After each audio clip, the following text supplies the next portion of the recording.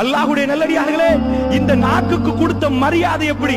நான் நினைக்கிறேன் முஆத் பின் ஜபல் ரலியல்லாஹு அன்ஹு நினைக்கிறேன் ரசூல் ஸல்லல்லாஹு அலைஹி வஸல்லம் அவரிடம் அவர் கேட்கப்படுகிறார், அதாவது இபாதத்துகளில் சிறந்த இபாதத்து என்ன, அஃலலுல் அமால் அமல்களில் சிறந்தது, இப்படி கேள்வி கேட்கப்படுகிறது. ரசூல் ஸல்லல்லாஹு அலைஹி வஸல்லம் தொழுகை நோன்பு எல்லாத்தையும் சொல்லிக் கொடுத்தார்கள். சொல்லிக் கொடுத்து சொன்னார்கள், நீங்கள் பாவம் செய்தால் எப்படி நெருப்பில் தண்ணீரை ஊற்றினால் பாவம், அதாவது நெருப்பு அணையுமோ, நீங்கள் அதிகமாக தர்மம் செய்தால் உங்களுடைய பாவங்கள் அழிக்கப்படும் என்றார்கள். நிறைய சொன்னார்கள் ரசூலுல்லாஹ். சொல்லி ஒட்டி சொன்னார்கள், தொழுகை நோன்பு இந்த மார்க்கத்தின் அடிப்படைகள், அதனுடைய முகடு ஜிஹாத் என்றார்கள். ஜிஹாது தான் அதனுடைய கூரை என்றார்கள்.